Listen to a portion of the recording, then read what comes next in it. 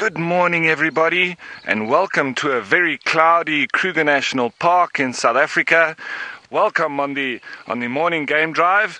My name is Ralph Kirsten, and we have VM on the camera, Kirsten on the FC, and please join us on hashtag Safari Live on Twitter and the YouTube live chat. We're going to be trying to make our way towards a little leopard that was spotted very early this morning on the dam cam at the Vuyatela dam cam. So we're actually not going to hang around very long. We're making our way. We just eliminated an area that he possibly went downstream from the dam, but we think now he's headed in a bit of a more northwesterly direction. So not a moment to lose. We're going to be starting up and heading off in that direction. Okay, folks, so while we try and catch up with our little spotted friend Tingana, it seems that it was probably, let's cross over to Steph, who I believe is out on foot.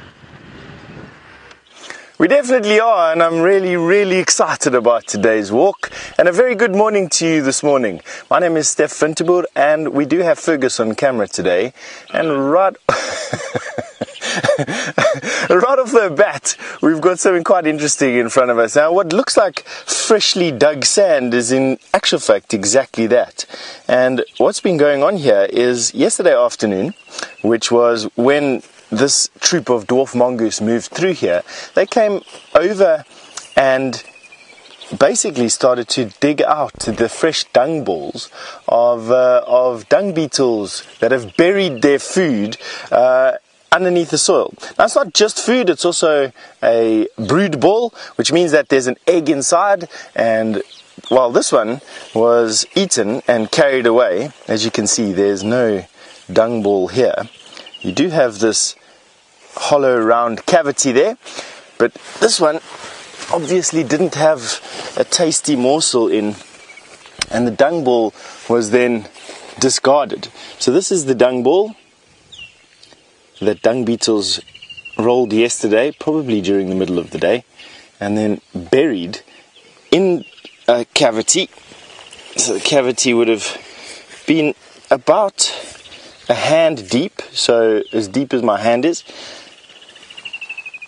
and would have been placed in there, and in this dung ball would be an egg, and this will then take a few months for the larvae to hatch. The larvae then eats the inside of this dung ball hollow, and then emerges as a fully grown dung beetle deeper into the season. Now, the reason why this hasn't been broken open is because the dung larvae inside, the dung beetle larvae inside here, was not fully grown, and so provided no food source for the mongoose, who are insectivores and would have loved to eat a fat grub. But I'm going to put this back in here and actually cover it, because, you know, even dung beetles deserve a chance.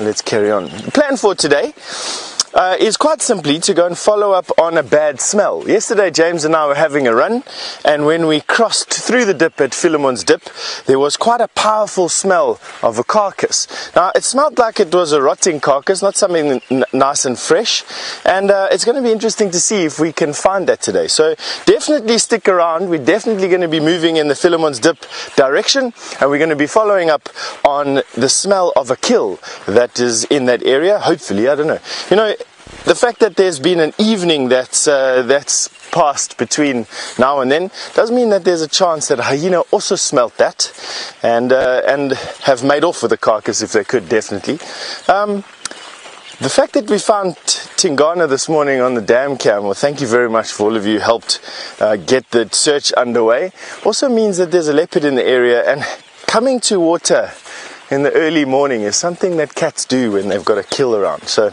you know, hold thumbs that we find something here today. Tingana's around, he's been drinking water, good smell. Now, Vulpine Wolfgill, you've just wanted to know if dung beetles eat anything else except dung?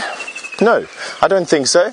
They are unlike wasps, who will collect worms and grubs for their larvae, but feed on nectar.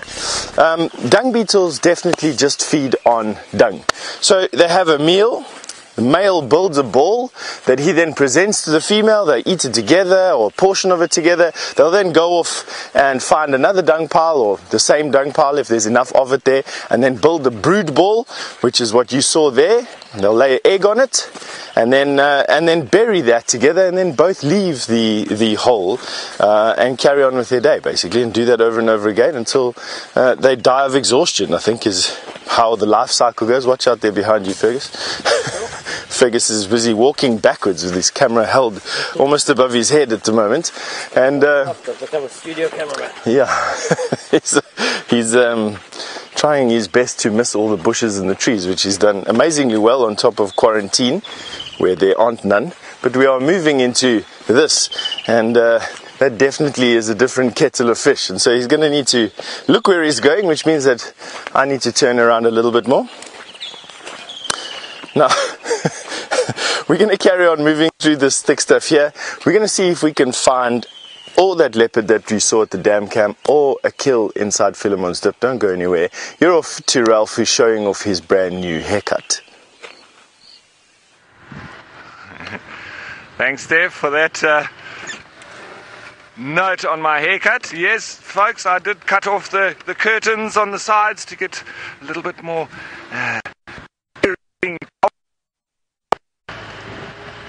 thank you for the compliments. Trying to catch up with Tingana.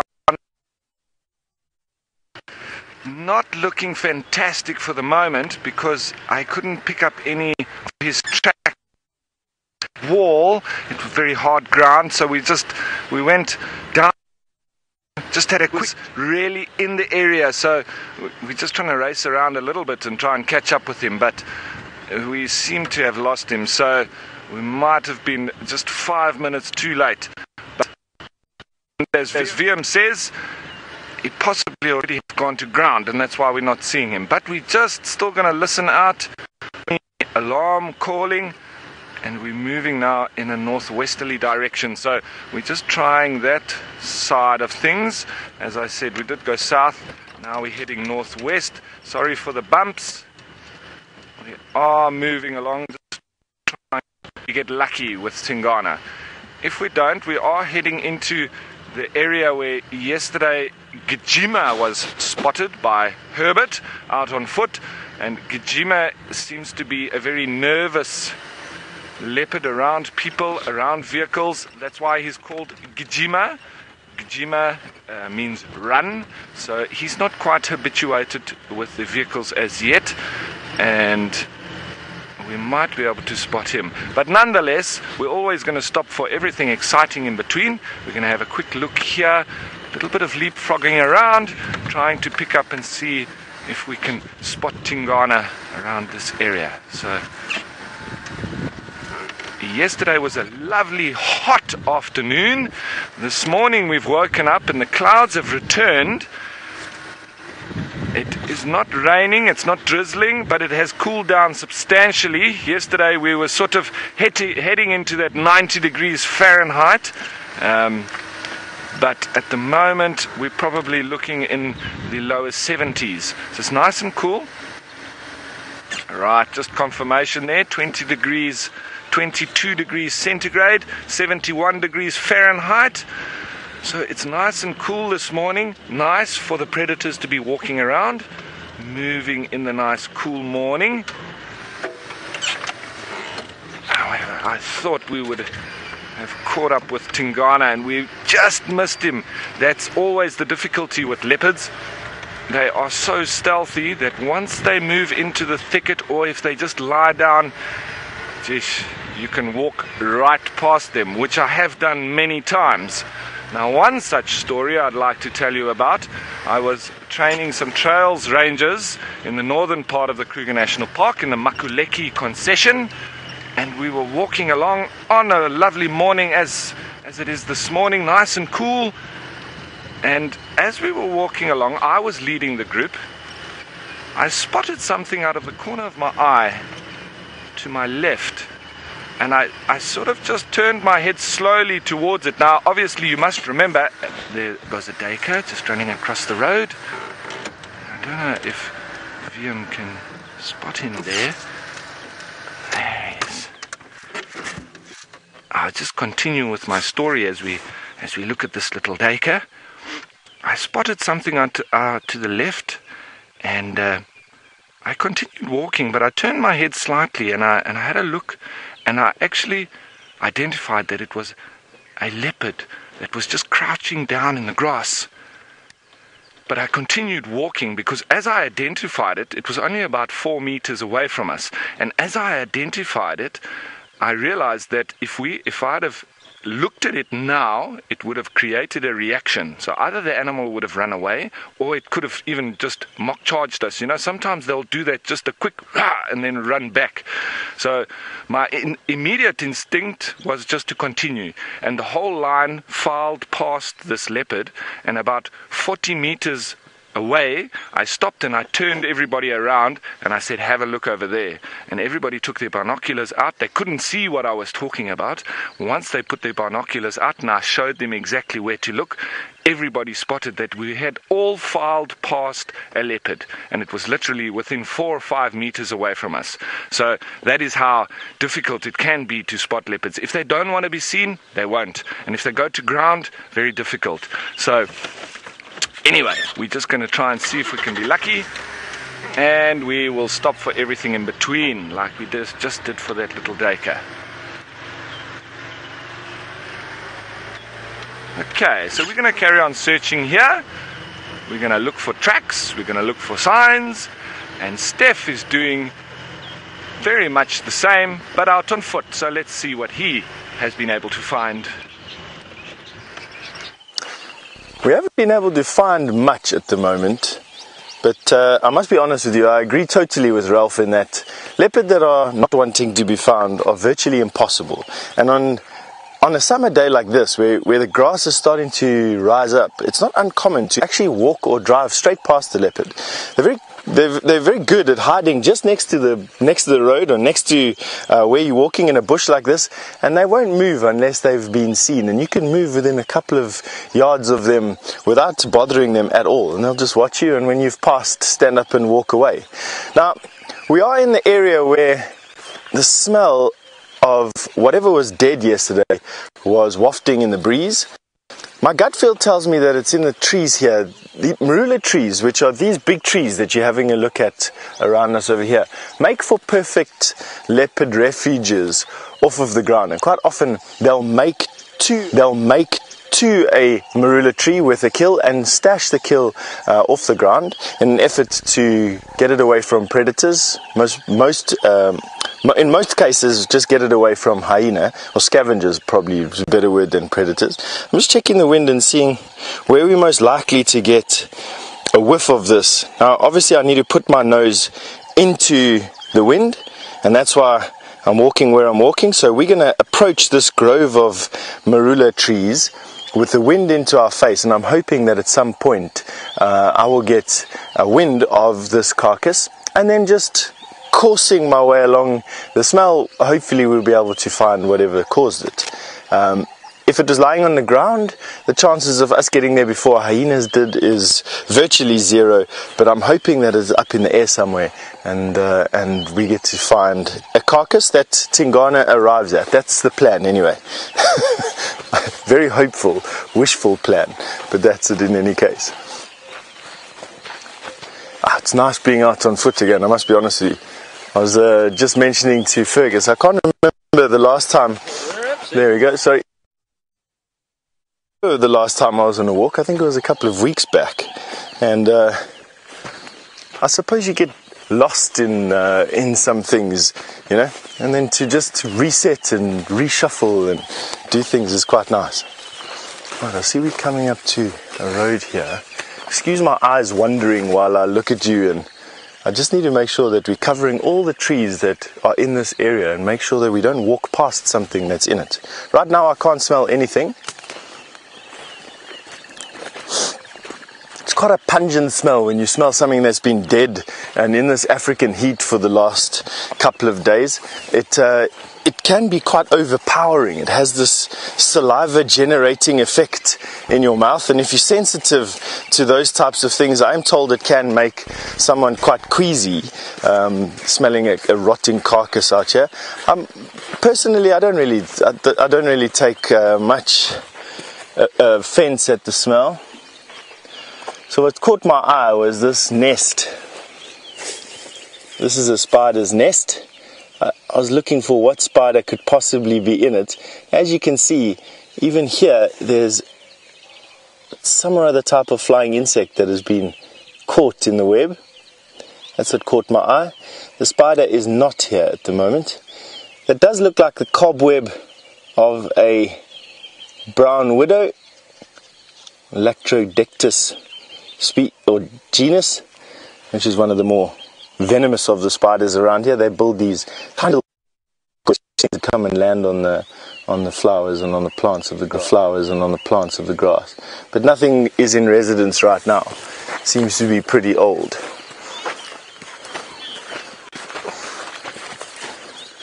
Denise, you've made an observation that in the background you can hear some frogs or some noise that sounds like frogs. So let me just stop quickly and listen.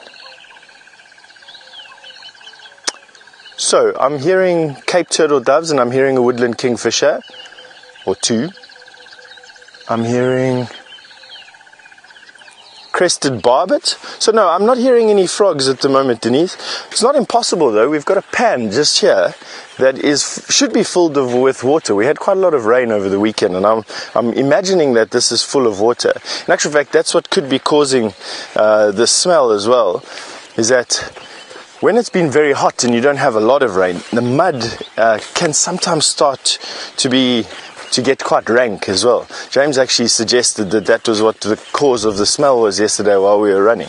So I'm definitely going to be popping into the pan, and on an overcast day like this, there's no doubt that frogs will absolutely still carry on calling. So, stick around, let's go see if there are some frogs. Right now, I think what you were hearing was that crested barbet in the distance. But without further ado, you're going to leave Fergus and I to snuffle around over here underneath these trees. Ralph is still also searching for Tingana. We're going to see what he's up to. Righty folks, we're heading out towards Gowrie Cutline because we want to see if Tingana has maybe moved through the block and heading towards the road. So we're just doing a real big leapfrog, and some of the other game viewers have started up with their guests, so they are also moving around the area trying to find Tingana as well. So we've got a little bit of a search party going already. We don't want to spend too much time just around searching to no avail, but we were right in the zone this morning, so we want to try and see if we can spot him while he's still on. That's the idea, just for this morning, the early part, just trying to follow up, just trying to find Tingana, and after such time, if we don't find him, well, we'll go to a water hole or try to look at something interesting. It was just that we were hot on souls, and now we've started. So if we can come on it. So I see that we are losing signal a little bit. Sorry about that. We're going to maybe just go back to Steph in the meantime. Continue to find. Alright, we've found this crested barbet, which I do actually want to show you, Denise. And not just to prove the fact that it's not a frog, but because it's actually quite a colourful bird. So it's inside this tree here, and I can't see it just yet. Can you see it, Fergus? It'll probably be near the top. A bird that's singing like this definitely won't hide itself, and a colourful bird like this barbet is also going to make every effort to be seen by a potential partner. So let's go around a little bit and see if maybe around this bush it's a little bit better. Now, why I'm taking my time... there we go. Come through. No, don't go anywhere. At the top of the tree there, you can just see him. He just got a fright as I came out of in the gap. So there he is over there. Just got a fright as I popped out from behind this bush and stopped singing because of it. You can see, nice exposed branch, making his noise and being basically as showy as he can for a potential mate. They're one of the few birds that can actually build their own nests, creating... Oh, there we go, there he goes again. Awesome. So you've got a bird producing the cacophony that is the dawn chorus that the birds produce, and we quite often stop to listen and hear. You can see how he's standing nice and tall, those bright oranges, reds and blacks in stark contrast to the green around him, and of course that's what makes him so showy. So he'll be attracting a mate, just a single. They live in monogamous pairs. They construct their own nests by pecking holes into wood cavities and then excavating the cavity and building a nest. And so a very, very important bird in the ecosystem here. The reason for that is that they can create dwellings for other birds to use as nests. So not every bird has a big pointed sharp beak and the muscle structure to hammer through wood with their face and hammer into tree cavities and create these nesting sites. And nesting sites are vitally important for birds to lay their eggs in. Of course, it provides some shelter and security and a place where the eggs can be I've forgotten the terminology now for sitting on, what's the terminology of a bird sitting on an egg and waiting until it gets older? Incubating the eggs. Thank you very much. The sun has been way too hot on this bald plate. And obviously they need the space and they need time to incubate their eggs, which can be anything from a couple of days to a couple of weeks for some birds, even longer than that for the larger eagles and things like that. And so it's important that these birds are celebrated when you see them. You know, those are the builders of the bird kingdom. One of them and woodpeckers, and a bunch of other things. But in terms of cavities, birds that nest in cavities, without those little birds, there wouldn't be nearly the diversity that we have out here. Now, I'm not smelling anything, to be honest with you. Not even a faint whiff of a smell. It's supremely clean and lovely smelling air at the moment, which is a worry because it means that whatever was wafting gently down this riverbed has either been eaten or finished. Well, I suppose it's the same thing.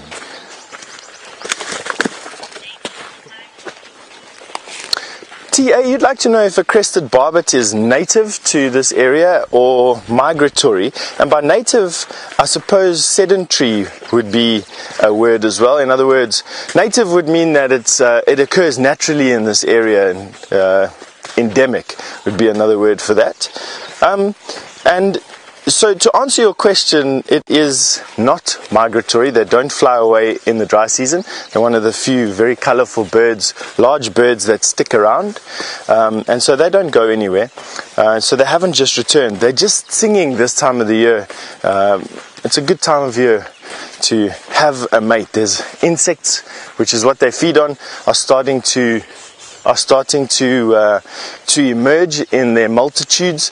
And of course, being healthy means that you can produce, well, in terms of the females at least, have enough energy, metabolic energy, to produce a decent egg with enough food in it to keep the baby growing and healthy, or the young chick growing and healthy. And of course, that's exactly what they want. Now, we've made it to this pan. Let's have a look. It has got some water in it, and surprisingly, it's got quite a lot of water in as well. So this, if there were some frogs calling, and there's every possibility that what you were hearing were some frogs, which then subsequently stopped calling, basically as you made that observation, which is also not uncommon. As the day progresses and gets brighter, the frogs will start to look for places to hide away and spend the day just making sure that they retain as much moisture as they can. Now, if Tingana had a kill around here, he would have come and drank at this water. He wouldn't have walked all the way to Vuyatela to go and drink over there, unless he was doing a double mission. In other words, he went there to go and drink some water, but he also went there to go and chase away, or at least or chase away another leopard, or at least reassert his dominance in that area. From what I'm told, Djuma, that young male leopard from Buffelshoek, has been coming into northern Gari, which is this particular area where we're in at the moment, and has been moving in on this front, which is another reason why Tingana could be around.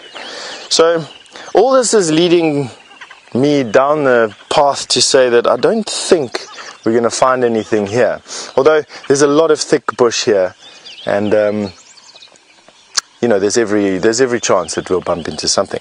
All right, another person who's also still searching for things this morning is Ralph, and he's looking forward to giving you an update.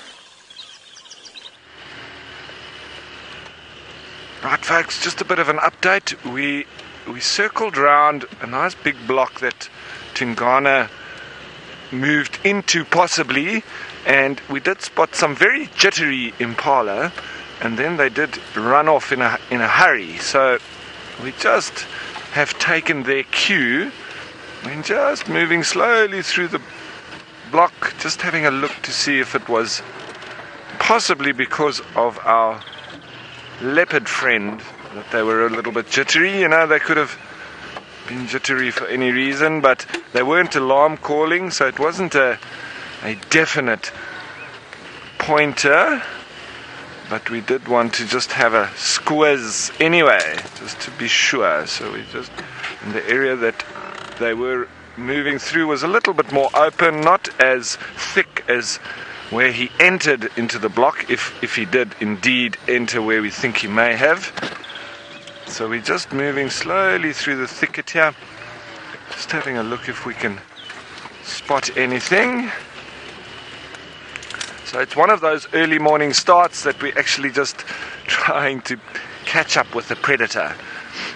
And as I've said previously, if he's gone to ground, I think we might have already driven past him quite close to the dam, but in which case it would be quite difficult to find him. So sorry for the noise as we move through. I just need to try and find a little bit of a route going through this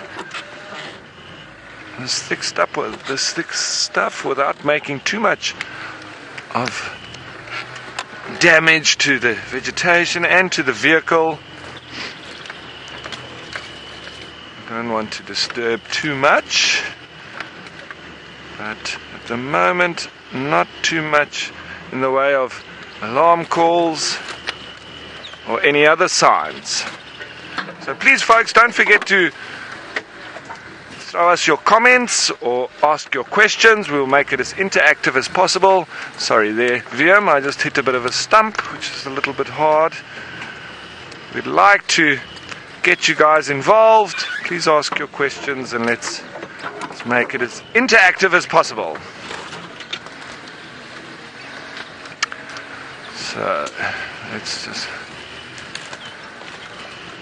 Okay, and I see there's a couple of comments, everybody hoping that we find Tingana. I'm just being called on the radio. Let's hope that somebody spotted Tingana. Yes, Ralph standing by.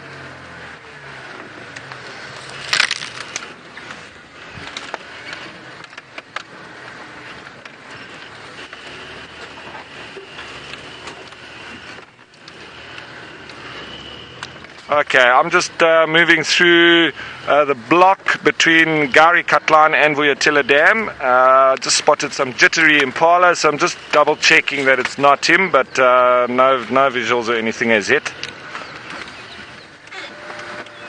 Right, so we've got the search party as I've mentioned.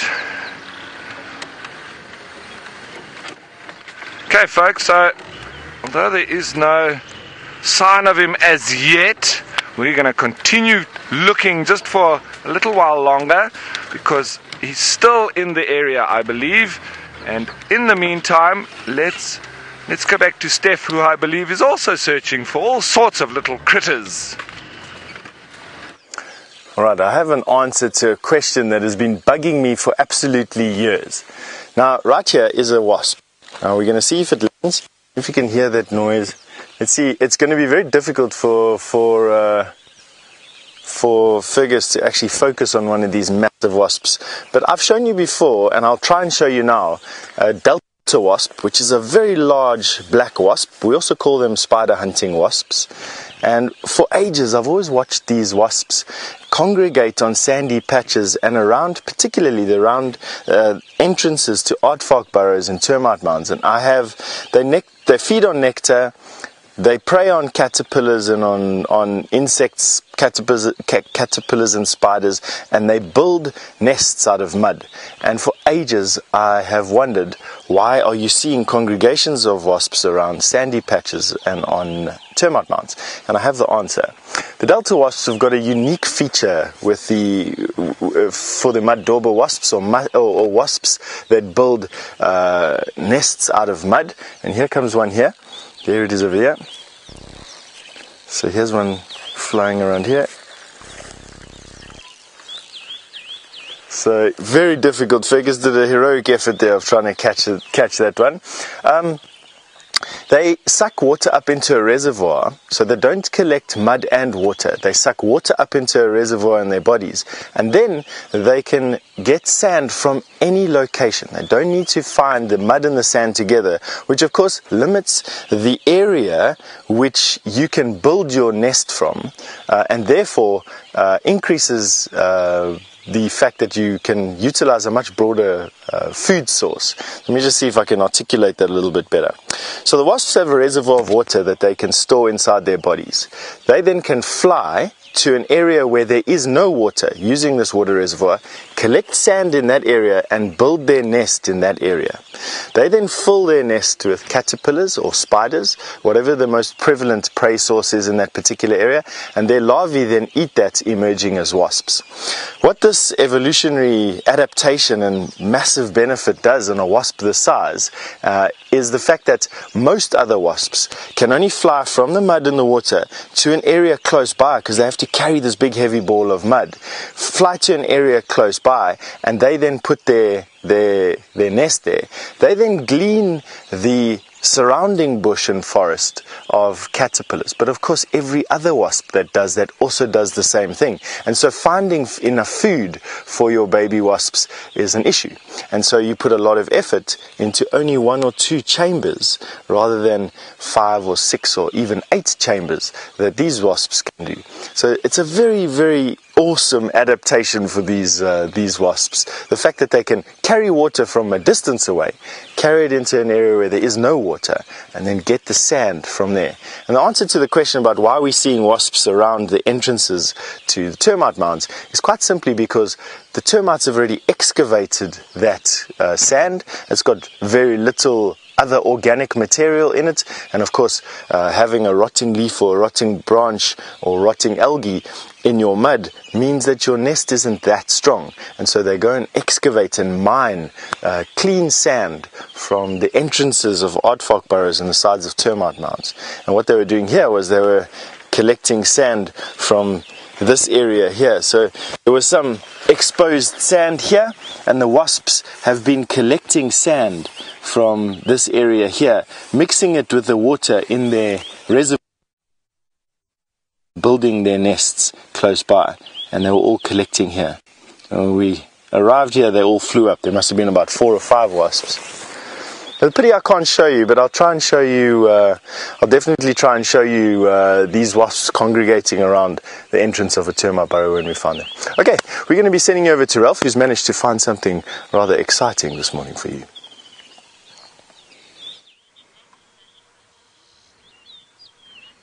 Well, it's not Ralph, and we're not in South Africa. We're many thousands of kilometers away with the Angama Pride in the morning mist as the sun starts to rise. Now, the interesting thing is they have not moved an inch since last night. They are in the exact same spot that I left them in last night.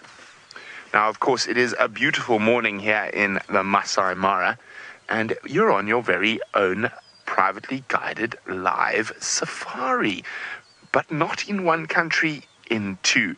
And isn't that very exciting? Shortly you'll just see the sun popping up over the eastern horizon. It is absolutely gorgeous here today. My name is Brent Leo Smith and I have Archie on camera and we're on an all-day adventure. Now if you have any questions for us, hashtag Safari Live on whatever platform you might be watching on is the best way to get hold of us. So very exciting day. Jamie's also out for the whole day, so we are ready for another epic adventure. The last time we found 40 lions, a leopard, a geocache, abandoned VW bus. So who knows what we're going to find today. Now, I'm not going to stay too long with the Angamas. They are sitting deep down in the high usage zone. If you go to the left, there's one walking in the grass. Go a bit more to the left of that tree. There we go. Now, the reason I came to look for them, there the rest of the pride are, is they have been doing quite a bit of warthog hunting at this time in the morning. So I decided to just come and have a quick squiz to see if they were up and about and maybe a little bit closer to one of the roads in this area, but unfortunately they're not. They are hopefully, flop down. You can see how much the grass has grown in such a short time. Now, it's good for the lions, bad for us. Now, of course, in long grass like this, the warthog are not quite as tall, so they do struggle to see the big cats from time to time. So it does give them a slight advantage when hunting. But of course, it makes them just that much more difficult to spot and see, unless they're sitting on top of a termite mound. There's a big group of hyenas, like 100 hyenas beside the street. Wow. Okay, we'll definitely go there. Thank you very much. Okay, well, we're going to leave this. I just heard there's a group of about 100 hyenas. Now, let's hope there's been no exaggeration, but that could be very exciting. I wonder if there's a clan war going on. So I'm going to shoot down towards the Chitwa airstrip quickly. Probably going to take me about 5 to 10 minutes, depending on my morning traffic, which is, there's an elephant standing in the road.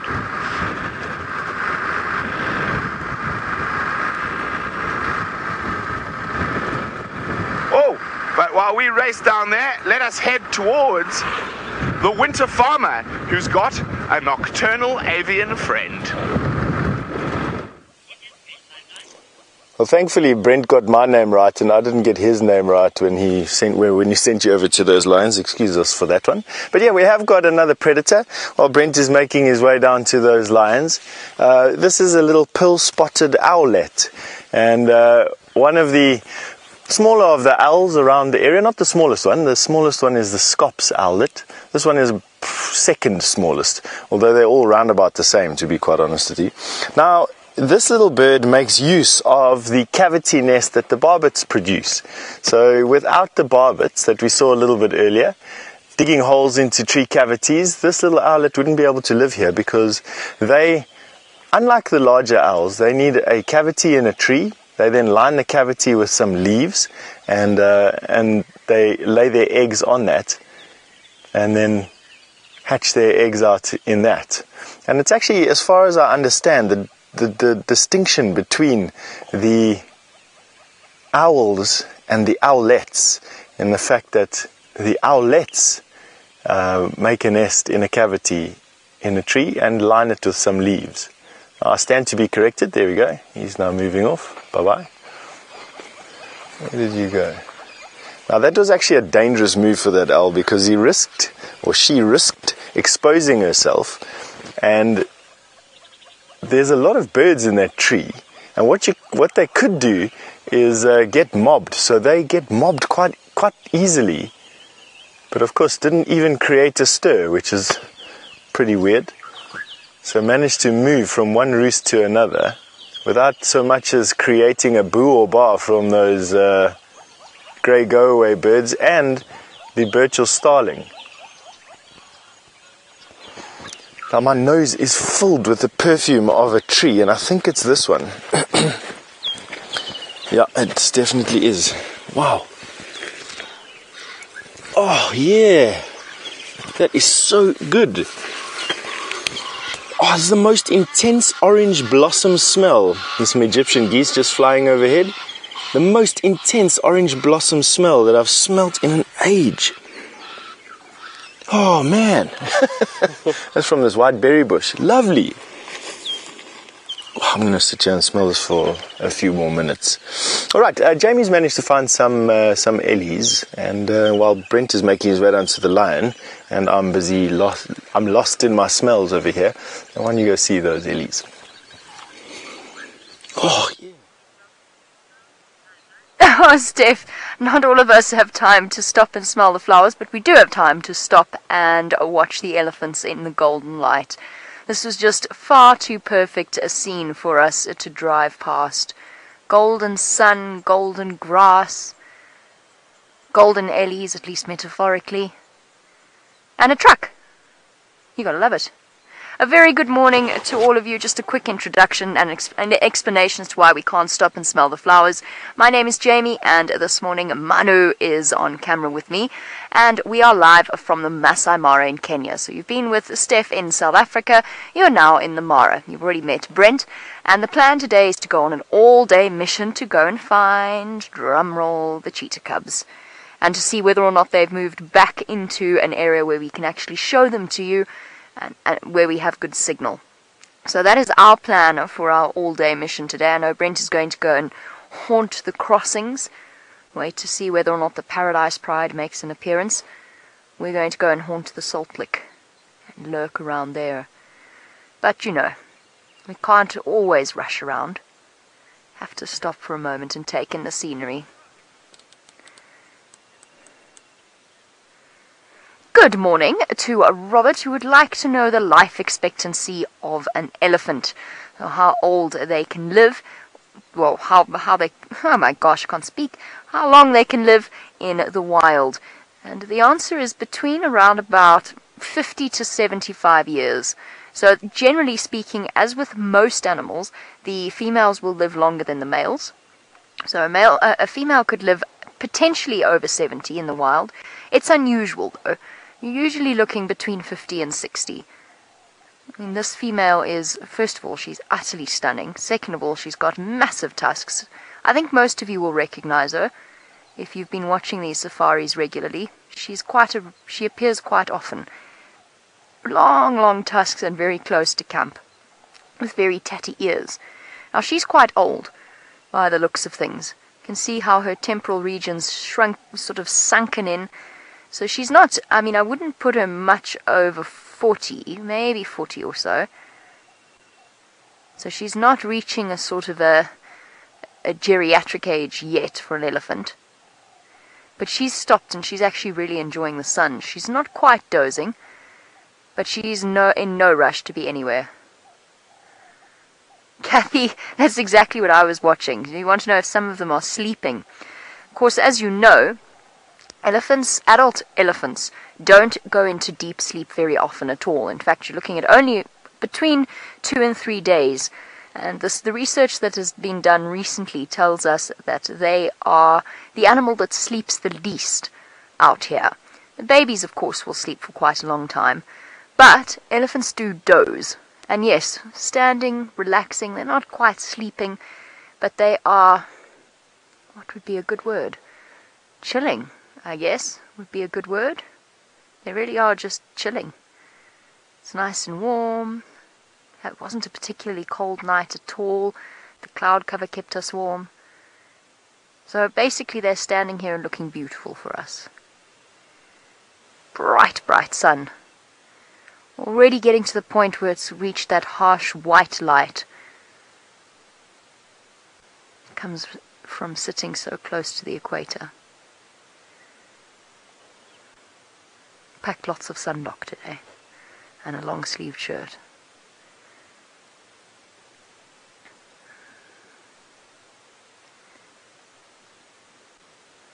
And the balloon gliding in the background sort of adds to the picture of peace, doesn't it?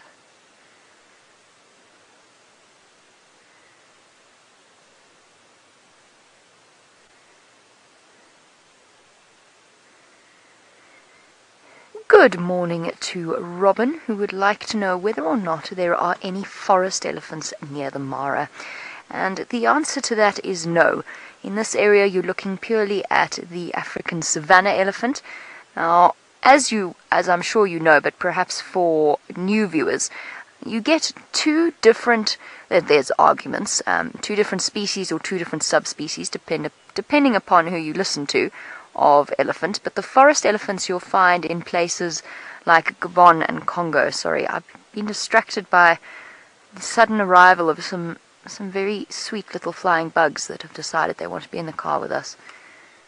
They keep flying up my nose. Go away. Go away. Shoo. Yes, no? Okay, well, they're going to be here for the rest of the... There you go, see? They're everywhere. So you'll find forest elephants in the Congo Basin. And most people agree now at this point that they are a separate species entirely from the African savanna elephant, which is also known as the African bush elephant, which I prefer savanna personally, but I guess might be a little bit deceptive. Now they were probably separated as a species, well, we don't really know, but between 2 and 7 million years ago. And most of them live in Gabon. Or if you are Brent and desperately trying to say it correctly, Gabon. He of course has encountered many a forest elephant, one of which was responsible for his rapid transport from the ground into a tree. He was very lucky. Or very unlucky, depending on how you look at it. I've never seen a forest elephant. I would love to see a forest elephant. Very strange looking creatures when you're so used to the elephant species that we see. Downward facing tusks. They just look different. Their faces look different. Their eyes look different. And they're a little bit smaller than the ones that we see here. Okay. So, we're going to leave our beautiful African bush elephants or savanna elephants, leave them to wander about. We'll go and search about cheetah. In the meantime, I'm sending you across to somebody who is searching for spotted hyena.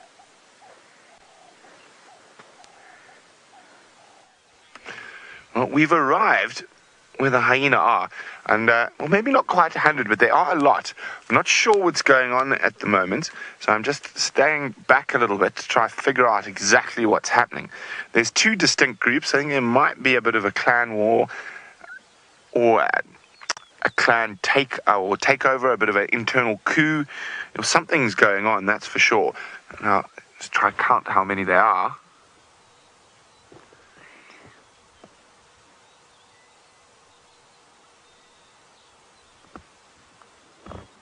Okay, so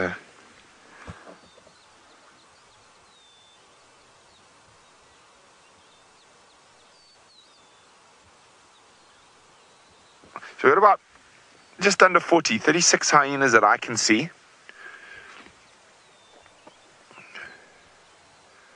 But I think we've arrived a little late. It seems like one group is retreating, the bigger group.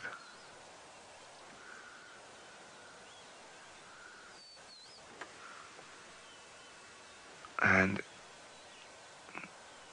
as we've seen before, sometimes these clan wars can be a seesawing affair, with one group going forward and then retreating and then vice versa.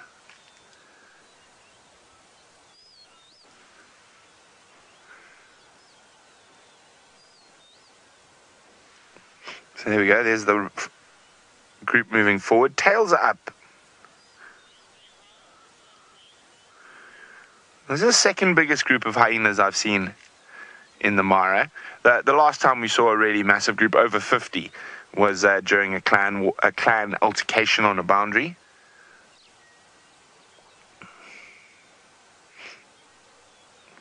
I think that's definitely what's happening. They're going to smell where the other hyenas have scent marked, but it looks like we've arrived a little late at the fiasco. So not as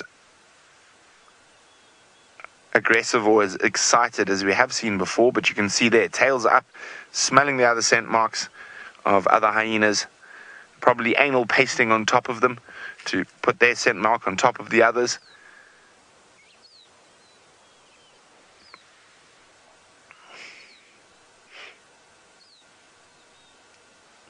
Now the others are still retreating.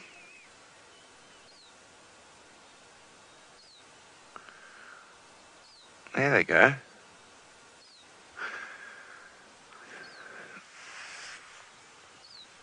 Not nearly as frantic as we have seen it before. Oh, there's another hyena wandering. Oh, a lot more, or a few more hyenas in the back there. Quite a long way off, and a warthog with babies in between.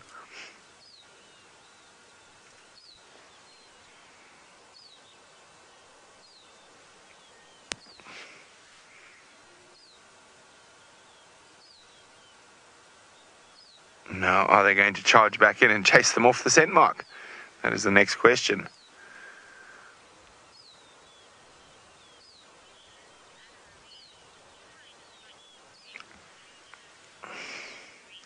Anna Marie is wondering, do hyenas fight to the death during a clan war? They can, Anna Marie, but what we've noticed is, like with all animals, they would rather posture and try and sort of make themselves more impressive without having to actually fight. But if it would come to it, yes, they would definitely fight to the death and kill an opposition clan member. Okay, I'm going to try get onto another road that's a bit closer to the bigger group of hyenas. Let's go. Should be able to loop around this way. They're heading towards the end of the airstrip. And I just want to try to get a little bit closer to the shenanigans. As I say, I think we've arrived a little bit late. And a lot of the sort of toing and froing seems to be almost done already. But you never know, it could kick off again at any second.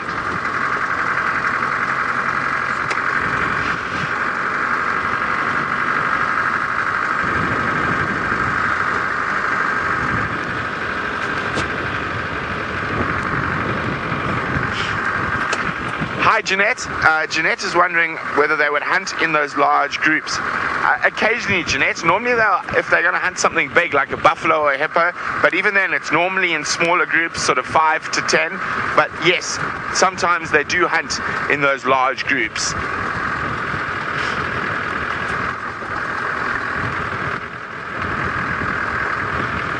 Okay, there we go. Nearly there.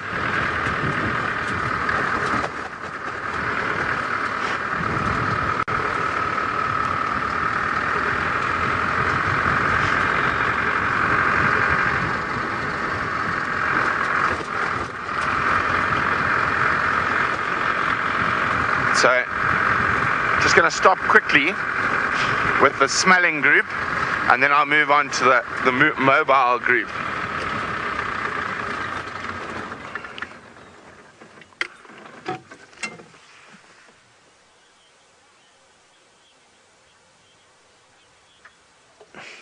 Noah is wondering, do hyenas have a pack leader or several leaders? Well, it's the groups of hyenas are called a clan. And they do have a dominant matriarchal female who is the leader of the clan. And underneath her, generally the next highest ranking members are her daughters. So it's a matriarchal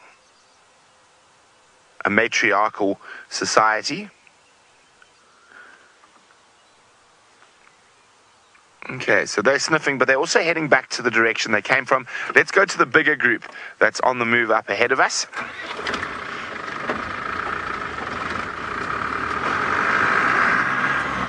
And the one thing that I've always been surprised about when I've seen these hyena interactions like that in the Mara is the lack of vocalizations.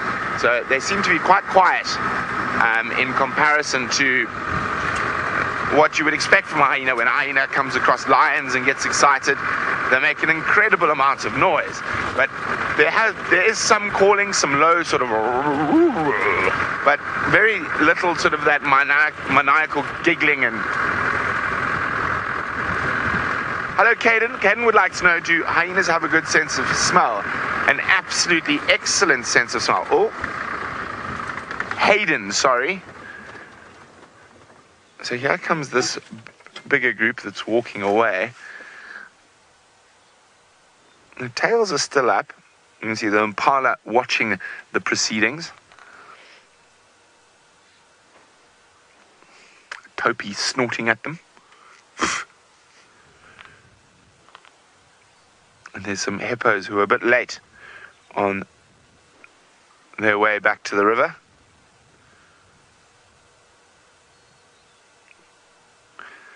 Now, if there was a big injury on a hippo like that, that one looks to be a little bit injured, but not too bad.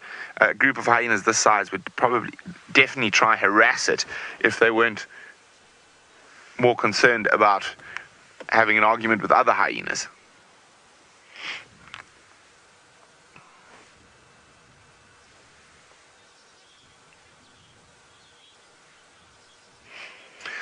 Christy is wondering, are hyenas smart? Well, out of all the predators we get here in the Mara, I would say they are by far the smartest. And they are very, very, very clever, capable of problem solving, how to get the dirt bin out of camp without waking up camp folk. So yes, they are very smart. They're definitely the smartest of the predators we get.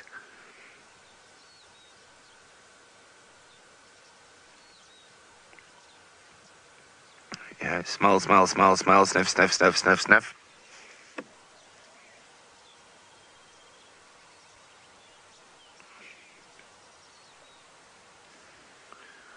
And so they're kicking up the loose sand. Often many different animals will do that, and they'll urinate on it or scent mark on it, and while kicking up the loose sand, it enables that scent mark to last a little bit longer than if they just did it on top of the ground. So that scent mark goes into the loose sand, and it is able to last a bit longer. Now, the other group of hyenas has retreated quite far. I'm just going to move forward again a little bit for you there, Arch. So other hyenas are still retreating away from us, back towards the escarpments.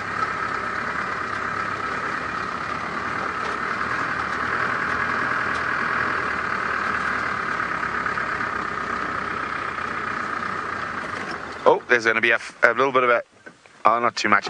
That was an internal. It's a bit of a tussle there. One chased the other.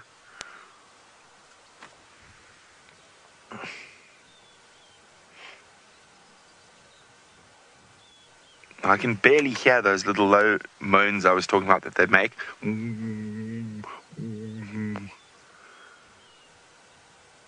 you go, the hippo.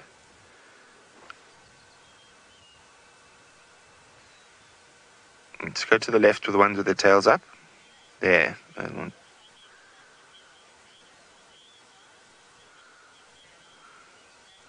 Lynn is asking if we can one day go back to where the albino hyenas are.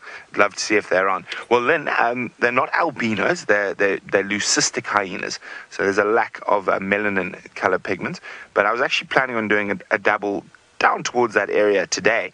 And hopefully, as I say, once we extend our signal range and communication range, which we are busy doing right this moment, that area will become a lot more accessible in terms of signal and comms. So very exciting times. And yes, we will definitely spend quite a bit of time down there, because it's also the realm of the border boys, the two male cheetah, and as well as quite a few other female cheetah that go through that area.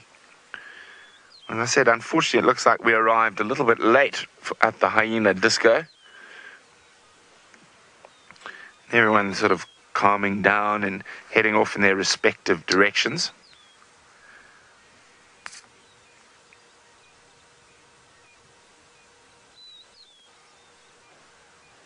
So about just under 40 hyenas in total.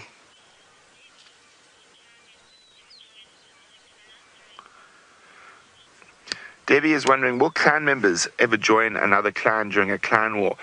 Not to my knowledge, Debbie. Generally, when there is a migration, it's almost always a male that will migrate to another clan from his natal clan, but it's very unlikely that any of the females, adult or not, would ever join another clan because they would lose their social standing. Tut tut. And social standing in hyenas is quite important. It's also hereditary, so the social standing is passed down on the female lineage. But chatting to the Mara hyena researchers, sometimes there is a coup where one of the sort of still high-ranking but not top-ranking hyena families, so a family group of females, will then stage a coup and try oust the matriarch. Now, you probably don't see this type of behavior as much down in South Africa because the clan sizes are much smaller.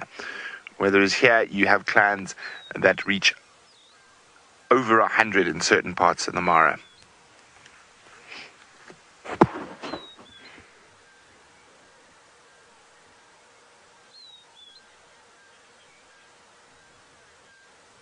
Okay, well, I think unfortunately for us, as I said, we're a bit late to the hyena disco, so we're going to carry on, see what else we can find. While we do that, I know Steph is taking a look at the minutiae in the African bush. Brent, I'm very happy that you're getting to see that hyena battle. I mean, they are the most noisy, active affairs. I'm jealous. We've managed to find something that Kirsty says that it was actually silent. How disappointing. But what we've managed to do is find closure to the story that we've been following the whole day, and that is we found a cavity nest. Now, I don't know if you can see it where Fergus is showing you right now. Let me see if I can find a stick and I can point it up at you. There's the cavity there. And the tree, the middle of this wattle tree is hollow, obviously, and that is what the barbet would have excavated using his face and then been nesting in there. And I think that there's a bird nesting in there right now, and I'll tell you why I'm thinking of it. Come and have a look here at the base of this hole. On the floor, there is a lot of dung on the leaves here. So there's a lot of bird droppings here. And so I think that, and there's even older ones here. So quite often what birds will do is they stick their bottoms out of the nest and they will fire off dung from inside the nest so that it doesn't foul up the inside of the nest. I think that's what we're having a look at here, is the dung chute of a bird. Now what bird it is evidenced by this. And I think it also tells a macabre story as to what happened here. So this is the wings of a roller. There we go, that bright blue of a young roller, and the fresh meat at the end of that shows me that its wing has been chewed off. And so unfortunately this roller has lost this year's baby. There's the wing open now, and you can see that it's just a small little wing. Roller's wings are about that long. A shame.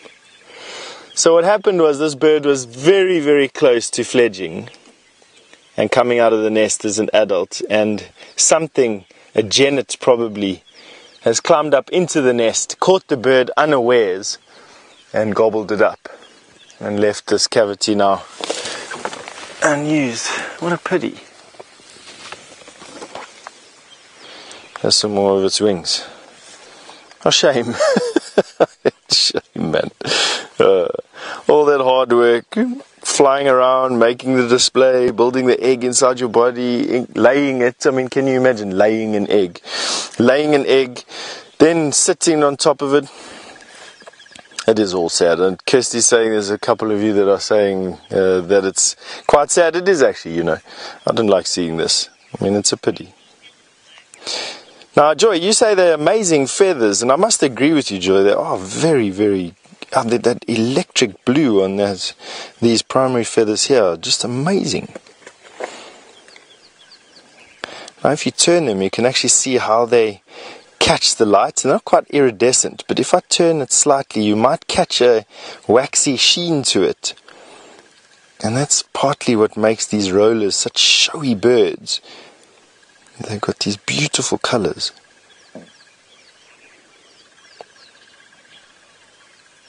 That is very nice. Now, the reason why we found this nest is actually because we were looking at a leopard orchid that's in full flower, and I want to see if I can go and show you that tree that flower, because it is actually phenomenally pretty today.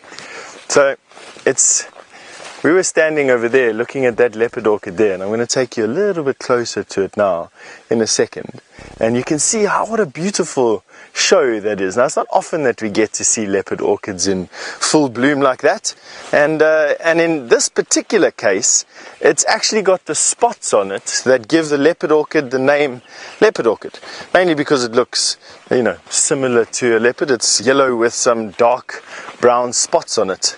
I think that's about where and it also hangs around in trees. It's probably why it got the name. So there you can see that leopard orchid growing on the dead tamboti there. It's not using the tree for any nutrients whatsoever. It's got its own basket, and that basket traps dust and leaves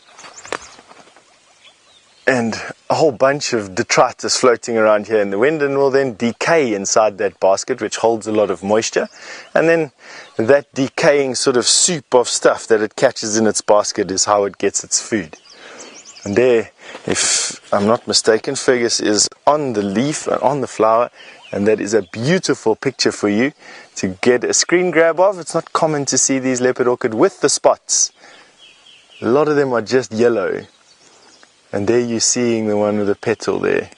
Excuse the odd shake. We are handheld here, freehand, walking around in the middle of this massive wilderness area. And it is amazing Fergus is not huffing into the microphone after all the walking around we've done today. So you'd excuse the odd shake there, I'm sure. But that there, leopard orchid, and in its prime. Isn't that fantastic? Very nice.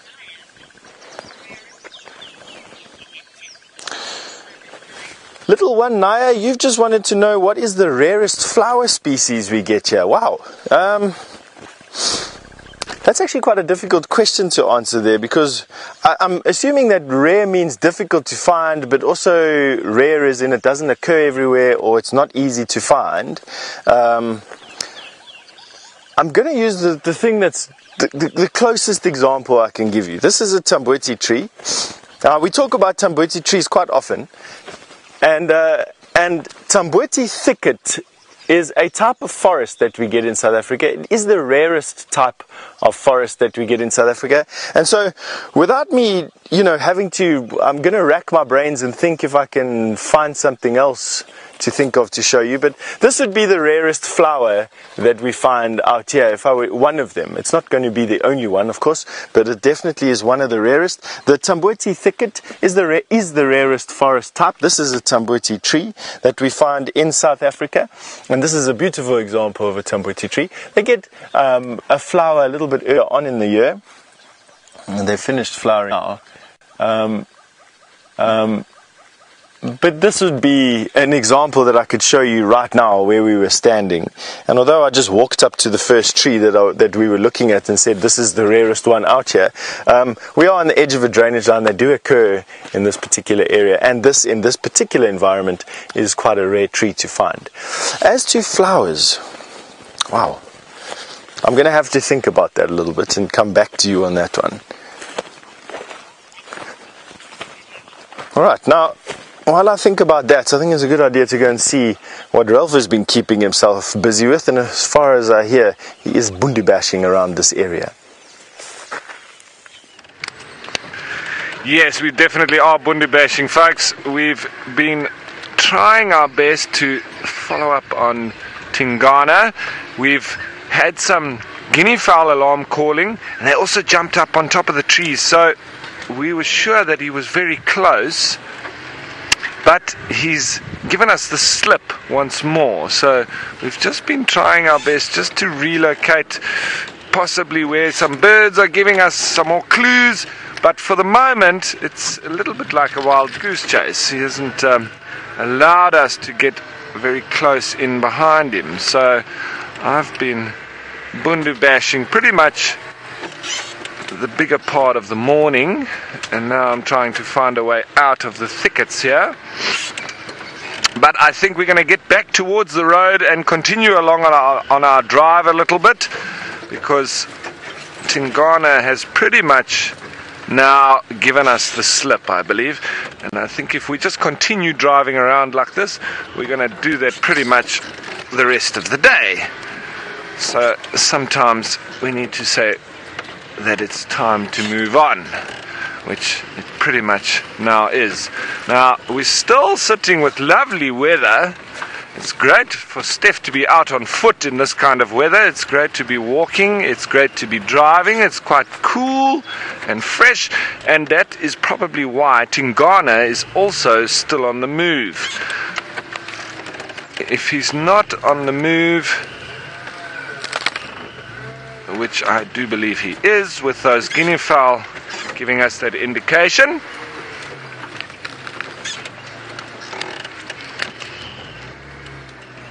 Oxtoe girly, that's a very, very good comment. Tingana will only be found if he wants to be found. That's pretty much all the leopards are like that, but Tingana has got a reputation for that, so definitely that's a very good comment. Now, I have lost the little 2-track that we were on, and we're looking for that 2-track, the easier way out of here. We will find it eventually, and you know what, sometimes it's actually wonderful doing a bit of bundu bashing like this, because you do find all sorts of little interesting places and other little areas that you can come and revisit. So you do a little bit of a dash of discovery as we move through. So we're looking for this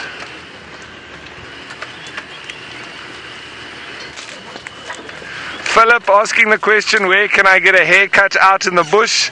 Well, I did have to do a little bit of a town trip yesterday. We had to get some supplies, and I had to go and see the doctor for some yellow fever vaccination, because there is a possibility that I might be jetting off to a different area, but still with Safari Live, so we'll see what happens with that. But I had to go into town to the big smoke called Zanin, and I had to go and see the travel doctor, after which time I had to go and get our supplies in Hoedspruit.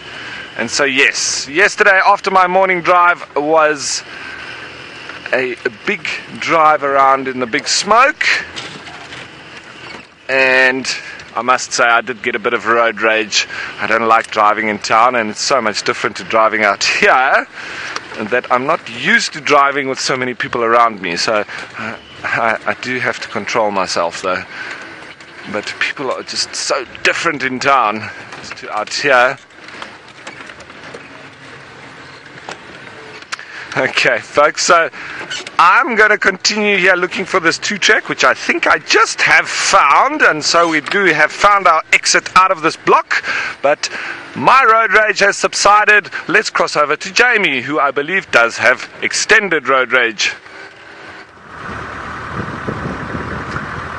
Road rage.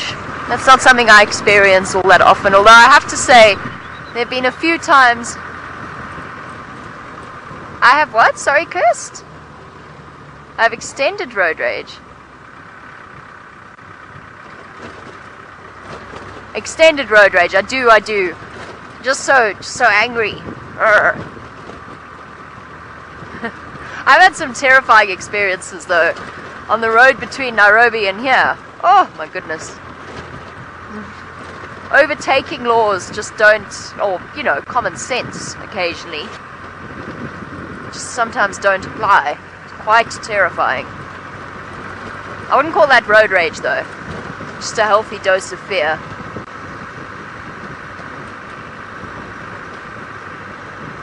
Though I confess to having had a flash of irritation every now and again out here. Okay, so moving on from our anger issues. I can't find the sausages. No sign of them. The grass is extraordinarily long. And I think that, Manu, how do you feel about a cat spotting competition for today? Let's go, says Manu. So far it's 0. We're tied on 0. Manu's standing up now. Manu's up on his feet like a little mongoose. Yeah. Times have got a little tougher here as the grass has got longer and the reserves become very, very quiet outside of high season, which is a pity because there's so much to see. And the lodge has become so quiet, but in fact, I think it's a perfect time to come to the Mara. Babies everywhere. The grass was a bit shorter a few weeks ago. There's still leopards and cheetahs and all sorts of things to find. I say with great anticipation. So far I haven't even found a bird.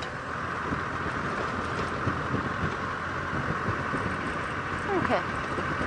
Right, well, seeing as I've done so very well this morning, I think I should carry on and try and catch up with everybody else. So while we do that, let's send you across to Steph, who in terms of spotting something, simply cannot be beaten. Jamie definitely has done well today, hasn't she? And good, we've managed to find one of the first flower mantids of the season. Now, for those of you who have joined us recently and weren't with us last summer, welcome. And what we're showing you here is a praying mantis that looks like a flower, because what it's waiting for is an insect to make the same mistake and land on it. At which point it'll fire out those very hooked and barbed and clawed front legs and capture itself some food. Now, if you can't see it just yet, there at the end of my grass stalk is the little baby praying mantis, and it is a young one. They get about 3 times the size. By the end of summer, we're going to be showing you them about 3 times the size, and then very good at what they're doing. Now, it is a common thing for young mantids to curl their abdomens over their backs. So here you can see this particular mantid is curling his abdomen over his back. It's a common thing for all young mantids to do. They don't really know why. I've read a couple of books that say that it makes them look more like young scorpions, and so therefore would be less prone to being eaten by anything. Now, I don't know how true that is. I don't know. I mean, it's feasible. I just think it makes them look cool. And it's probably these youngsters showing off, you know. Now, isn't that just the most amazing camouflage, as you can see there? Now, they are able to change colors a little bit. They can go from this greeny white color to pink and a lot of shades in between. And these ones that we find in this particular area seem to range between green and yellow and this whitish color that we're seeing here now. And you can see that this young praying mantid is quite active at the moment, looking around left and right, scanning the bush for food. It's probably hatched over the last couple of days and weeks. I wouldn't say it's more than a week or so old. And is eagerly looking forward to a meal which will allow it to have a distinct advantage over any of the other mantids around. If we look around here, it's not uncommon that we might... Here's another one here. So there's another one on a grass stalk here, which means that Lou Gorilla, you've just asked me a question now about praying mantises chewing the heads off of their mates, and is it really true?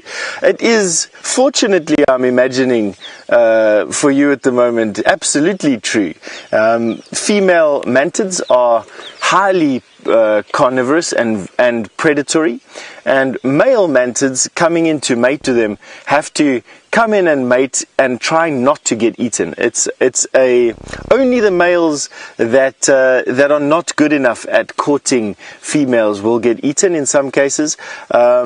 If they're lucky enough. In most cases, unfortunately, the dying act of the male is to sacrifice himself, the ultimate commitment to this particular female. And while he's busy transferring his sperm into her, she's busy eating his head off.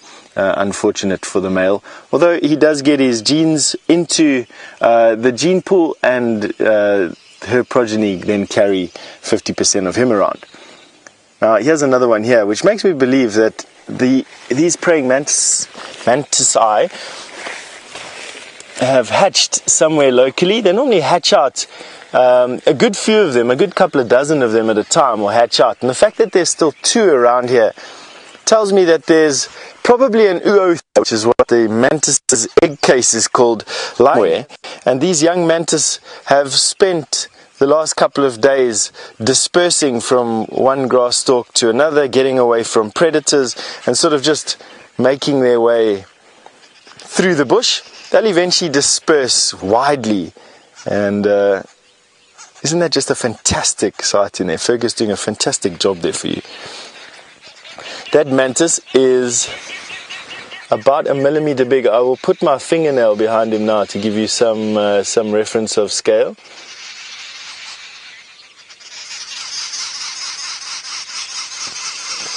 Now, Troy, you'd like to know if multicolored mantises change from one color. Oh, there's a babbler's babbling away. Change from one color, so a monochromatic mantis can change to a multicolored mantis, or vice versa. Just wait for these babblers. Isn't that just fantastic noise?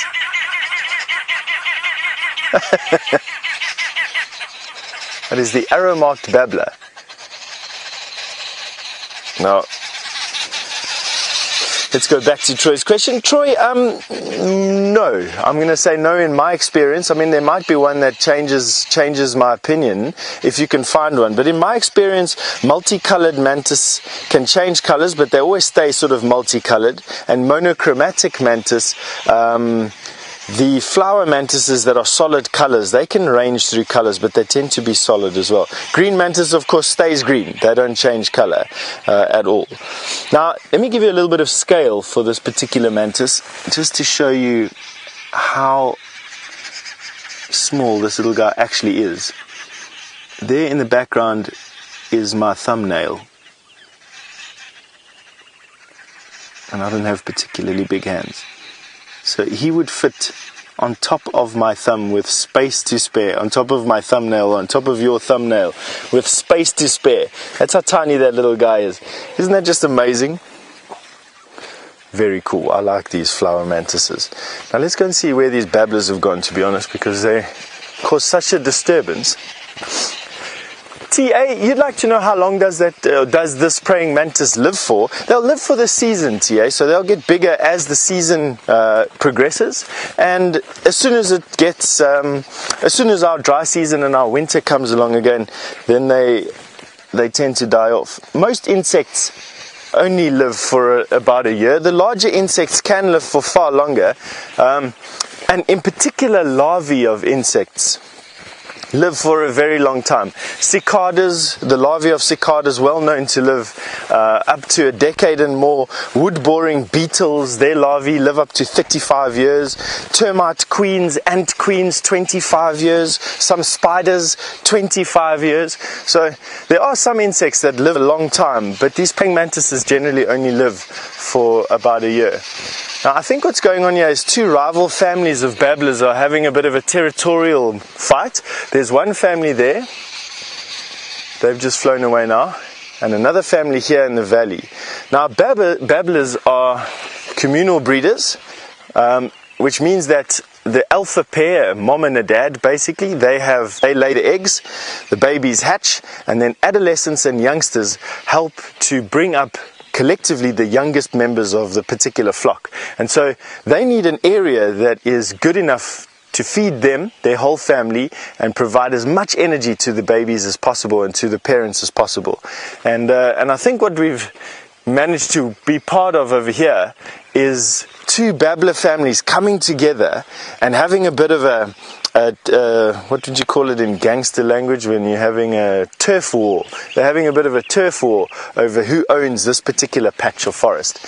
And if we come Yeah, exactly. Kirsty just reminded me that we've just had a bit of a turf war in Kenya with those hyena, and that is exactly the same thing. Hyenas do the same thing. They have a territory where they will get their nutrients from, and they will not tolerate other hyena in that territory. It goes directly to be able to look after themselves, and of course indirectly to be able to look after their youngsters. And that's what's going on. The other babblers on the other side of this thicket. I can just hear them in the tree there. Let's see if they come this way. I don't know if you can hear them there. I'm sure you can. They're still making a big noise.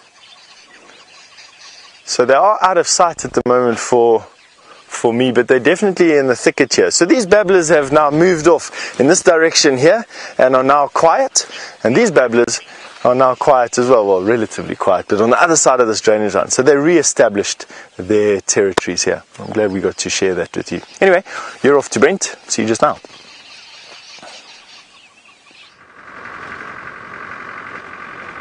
Well, it seems like everything's having a bit of an argy-bargy this morning. The babblers, the hyenas. I wonder what else we're going to find next that's having an argument. But we've left that area of the hyenas. I've just done a slow drive along the edge of the Mara River. I've cut off from the Mara River now, and I'm heading down south. So the majority of today, Archie and I are going to spend along the banks of the Mara River. And when I get to around the crossings, in about half an hour or 45 minutes, as it starts heating up, it seems to be, that's the time when the zebras are crossing at the moment. So who knows, maybe we'll get lucky with a crossing, a crocodile, and the Paradise Pride. While we are moving through this area, it's always a very good area to look for black rhino. Yesterday I was very spoilt. I saw 6 different black rhino yesterday. And this is one of their favorite hangouts.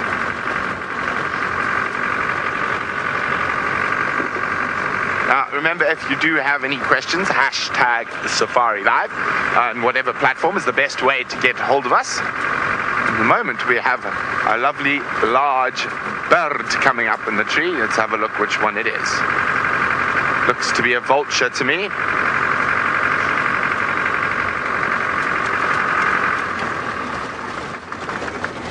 Waiting for it to warm up a bit before it can start searching the open plains from up high. Now, which vulture is it? That is the question. Ah, quite interesting. Can we zoom a bit more there, please, Archie? Ah, it is what I thought it was.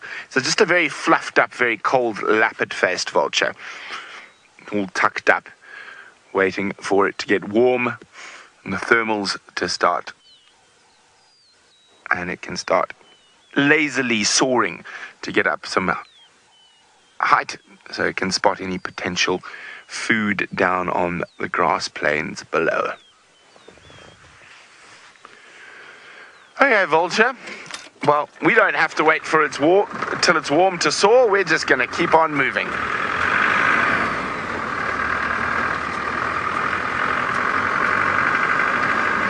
Now, somewhere down below us, further to the south, is Jamie.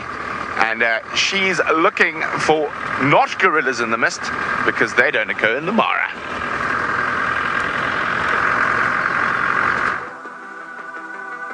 Oh my goodness, you're here. My mistake.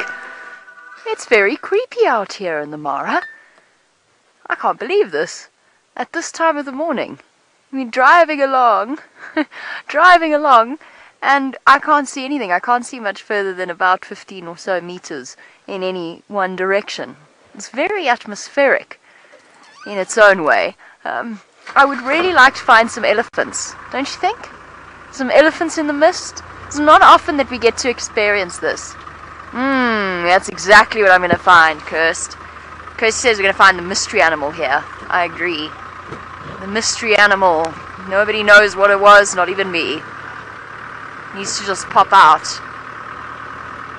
Possibly upside down. A misty animal! A misty mystery animal. I just want some ellies. Or a lion. A lion, big male lion walking through the mist towards us would be perfect.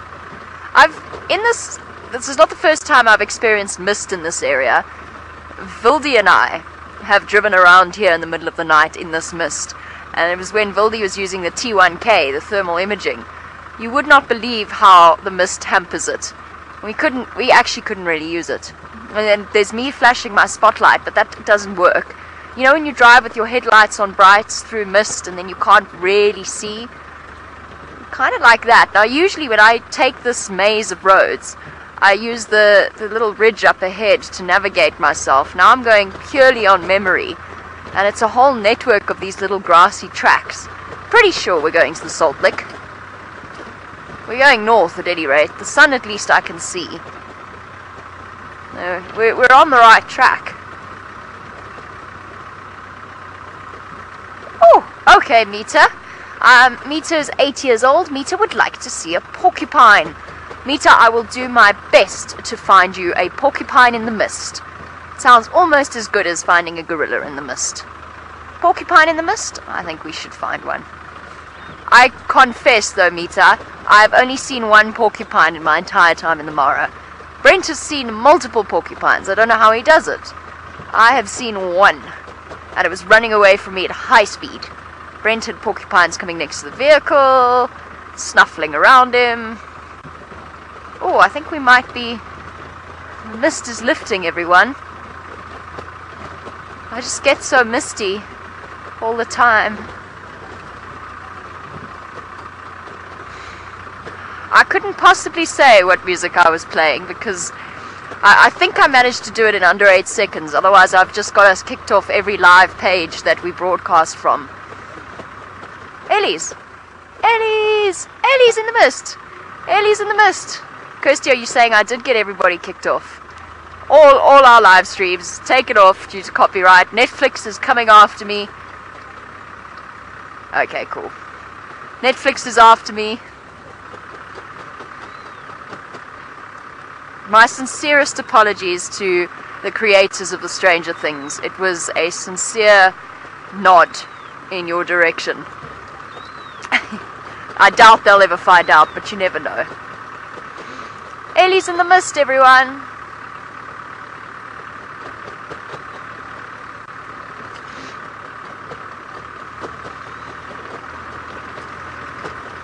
Also, I was just entertaining myself a little bit. Trying to creep Manu out. I watched one episode of that particular series when I was alone in the tent in the dark and the power was flickering. That was me done. I had to wait to finish the episode until Brent got home. Tommy, you want to know if these roads are maintained? Well, I'm off the road now. But yes, they are maintained. They maintain very, very well. Maintaining roads is a full-time job here because of the rain. So, obviously, it doesn't make sense during the rainy season to keep fixing the roads when they're just going to get wrecked in the next big storm that could arrive that afternoon. But the main roads are beautifully maintained. The grassy tracks, okay, they get a little bumpy sometimes, but they're maintained by the passage of many vehicles over time. But occasionally one finds a vehicle track that no one's driven on for years. I found one the other day when Faith came with us on a drive. Okay, we'll get up close to the Ellies in the mist. We'll send you across to Ralph, who's in South Africa and has found one of the most iconic African bird species. Iconic African birds indeed. The African fish eagle for me is one of those birds or one of those animals, especially the sound of him, that really reminds me of Africa and makes me my soul rests in the call of an African fish eagle. There's just something so unique about that bird, especially the call. As the lapwings start trying to get rid of it. Either a wattled or a Senegal lapwing. doing what they do best, dive bombing. We're still quite dark grey with the clouds around. Trying to get rid of that fish eagle. We've come to Buffelshoek Hook Dam. Oh, excuse me, it's a blacksmith lapwing. I was totally off the mark on that one. Making that pink, pink, pink noise, very similar to that of a blacksmith hitting on an anvil. Oh, thanks for that. The fish eagle here. We're at Buffelshoek Hook Dam. We came a little bit away from looking at the leopard. Looking for the leopard, should I say, as the fish eagle flies off. The Egyptian geese getting a bit worried as he flies over. Going through the thickets there, and off he goes. And of course the fork-tailed drongo has just started to pick up on him. I think he might be heading for that dead tree. Now folks, we did come to Buffelshoek Hook Dam. We haven't been able to spot Scuba Steve, who has been the resident male hippo in this dam. However, the female that he seemed to have attracted here is now on her own, kept company by hundreds of marsh terrapins. They're all moving around on the surface. There we go, there's some of them. There's really a lot of them in this pan.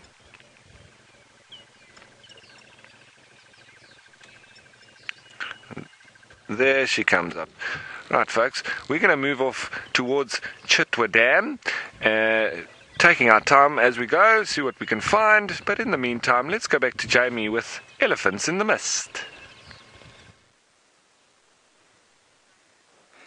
Here we go. We've got the elephants in the mist, and I just wanted to show them to you very quickly before the mist all burns off. I think it's going to be gone pretty soon as the sun starts to rise, but I think of all of the animals in the mist that we could see, I think elephants are the most beautiful. I'm actually going to just sit quietly for a second and let you appreciate the beauty of the scene in front of us. There's some lovely bird calls as well.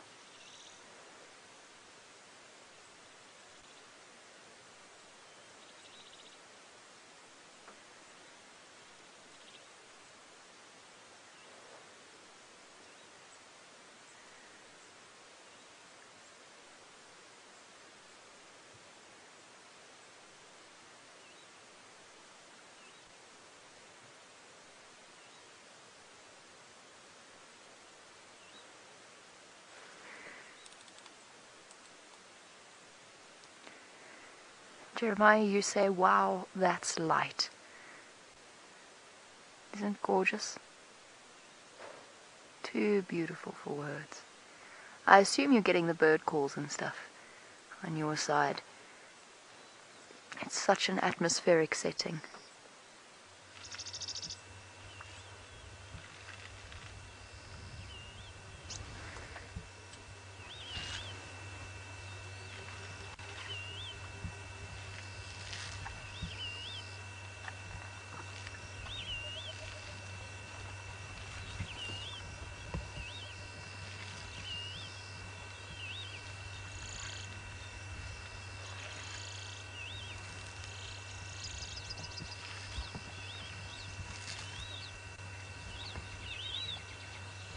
It smells so beautiful here. It smells like wet grass. And Ellie. It smells like wet grass and Ellie.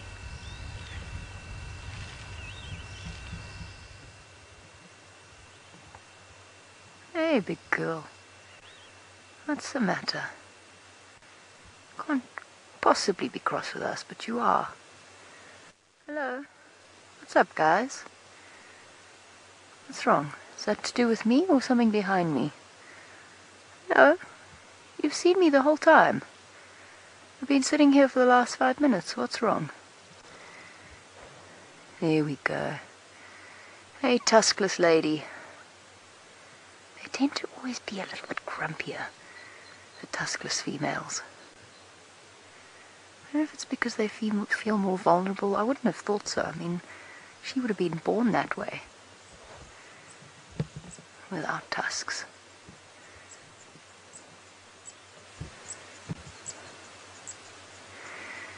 Megan, you want to know if the mist might make prey species nervous? Yes, I think it probably would, although it does have a dampening effect.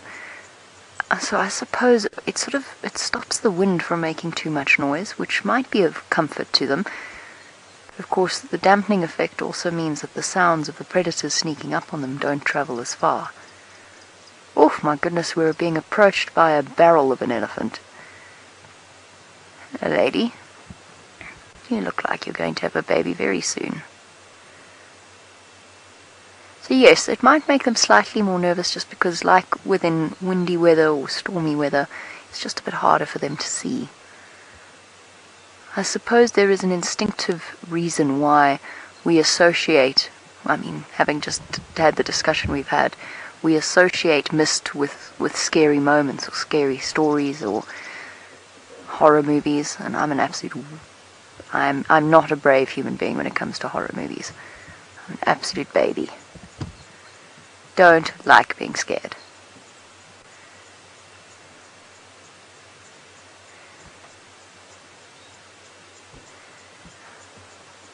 I remember that, Aaron, on Brent's birthday, and I was lucky enough to be able to go on drive with him because it was his birthday and I still was technically on leave. It was back when Brent and I had separate leaves for about a year. Yes, I remember that sighting. It was a beautiful, beautiful sighting on Cheetah Plains. The elephants coming down to drink in the mist. It was with David on camera.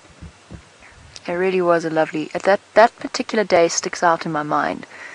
As you can imagine, a lot of days out here blur into one. But when you have moments like that, it's something that you don't forget in a hurry. Oh my goodness. So beautiful. So, so, so beautiful.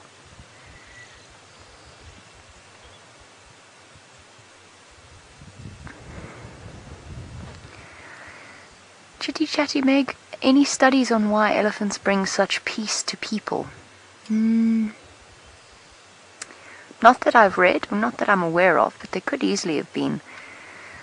I mean, we all know the value of therapy animals and the value that pets give to our lives. As for wild animals and why it is that I agree, for me, elephants stand out as the animal that really I find hugely comforting. Hey girl. Alright. What's up? That pregnant lady's giving me a sideways eye.